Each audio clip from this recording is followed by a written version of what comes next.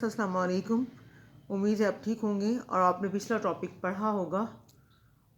आज का हमारा टॉपिक जो है वो है न्यूटन्स लॉ ऑफ ग्रेविटेशन। ये आपने लॉ ऑफ ग्रेविटेशन जो है सेकेंड ईयर में भी पढ़ा हुआ है।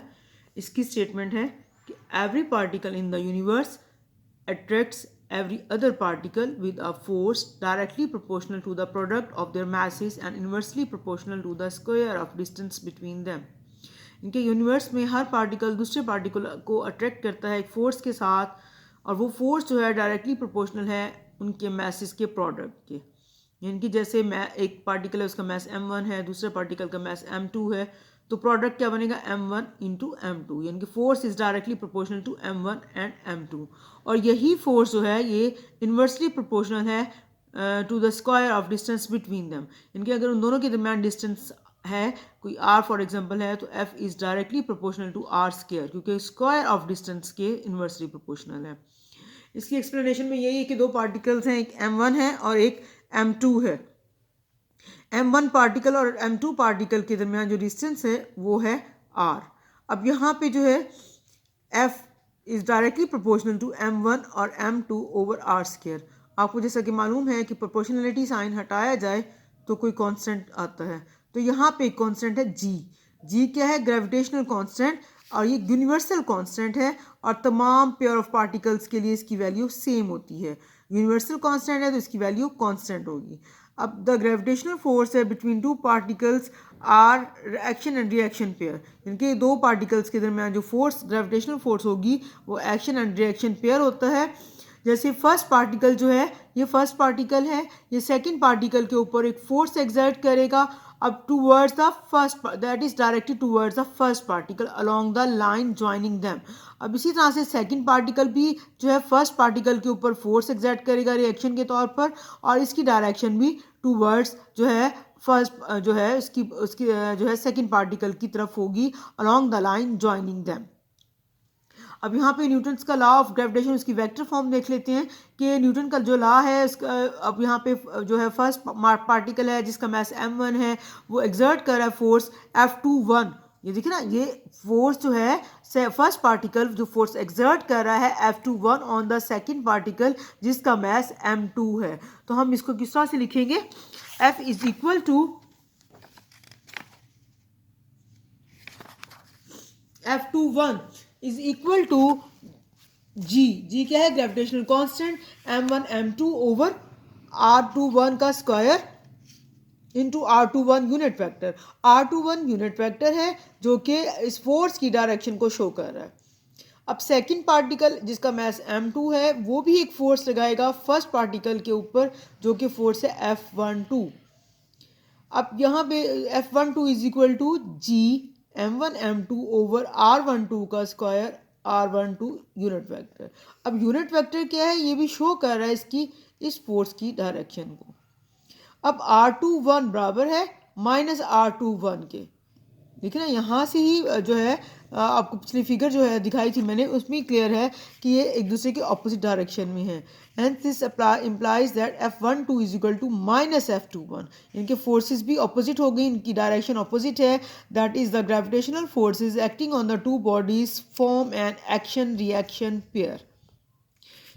ये तो था हमारा ग्रेविटेशनल जो है लॉ, न्यूटन्स का लॉ ऑफ ग्रेविटेशन। अब इसके बाद जो टॉपिक है हमारा वो है,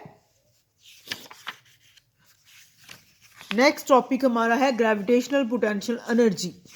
अब हम देखेंगे ग्रेविटेशनल पोटेंशियल एनर्जी, उसको कैलकुलेट करेंगे हम।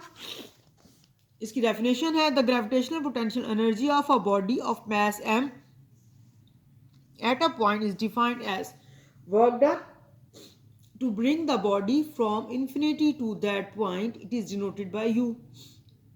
यानी कि वर्क डन है जो बॉडी के ऊपर वर्क डन हो रहा है और बॉडी को लाया जा रहा है from infinity to that point, और इसको हम डिनोट करते हैं u से, और इसका एक्सप्रेशन है u is equal to minus G m into M over R. अब इसका रिलेशन निकालेंगे। एक पार्टिकल है जिसका मास m है, ये है स्मॉल पार्टिकल है जिसका मास m है, और इसको हमने a पॉइंट से b पॉइंट तक लाना है। ये देखिए ये स्मॉल पार्टिकल है, ये मैस है जिसका जो अर्थ है इसका मैस m है, और ये स्मॉल पार्टिकल है जिसके ऊपर वर्क करना है। इसको हमने A पॉइंट से B पॉइंट तक लाना है in the gravitational field of the earth having mass m, यानी कि m किसका मैस है, अर्थ का। अब जो पार्टिकल मूव करेगा फ्रॉम A टू B, तो work done by the force of gravity क्या लिखेंगे, WAB is equal to A to B F dot DR। अब यहाँ पे जो है FDR cos theta, dot product है तो cos थीटा आ गया। अब थीटा क्या है, एंगल है फोर्स ऑफ ग्रेविटी और DR डिस्टेंस के दरमियान। फोर्स ऑफ ग्रेविटी हमेशा डाउनवर्ड डायरेक्शन में होती है और DR इसका अपर डायरेक्शन में है, तो क्या है कि जो है इनके दोनों के दरमियान ये ऑपोजिट डायरेक्शन में है, तो थीटा क्या होगा, 180 डिग्री। थीटा क्या है, 180 degree. W is equal to A to B FDR cos 180 degree. तो cos 180 डिग्री किसके बराबर है, -1 के।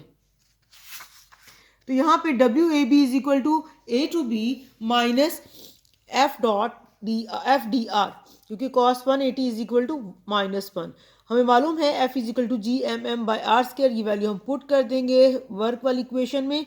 तो WAB is equal to minus RA to RB G into M over R² DR। अब माइनस GM इसको कॉमन निकालें बाहर, सॉरी कांस्टेंट क्वांटिटीज है, इसको बाहर निकालें इंटीग्रेशन से। तो ये RA से RB इसकी लिमिट्स हैं, और क्योंकि हमने RA से RB इसको मूव कराना है तो DR/r² है, इसका अगर इंटीग्रल ले लें तो वो होगा -1/r into RA to RB इसकी लिमिट्स हैं। अब यहाँ पे इसकी लिमिट्स, ये माइनस साइन बाहर निकालें तो ये माइनस माइनस जो है मल्टीप्लाई होके प्लस हो जाएंगे। तो ये क्या है, GMM इंटू 1/r RA से RB। अब ये लिमिट्स अप्लाई कर देंगे इसके ऊपर, तो आंसर हमारे पास क्या आएगा, GM into M into 1/RB minus 1/RA।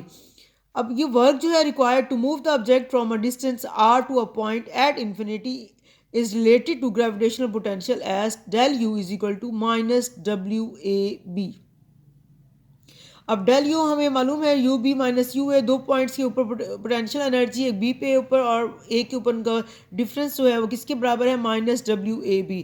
अगर हम ये सपोज करें कि बी पॉइंट जो है वो इन्फिनिटी पर है जहाँ पे पोटेंशियल एनर्जी ज़ीरो है, तो U B is equal to U infinity is equal to zero आ जाएगा। तो यहाँ पे हम ज़ीरो पुट कर दें, zero minus U A is equal to -WAB, minus U A is equal to -WAB, minus से माइनस कैंसिल हो जाएगा तो हमारे पास पॉजिटिव वैल्यू आ जाएगी, U A is equal to WAB।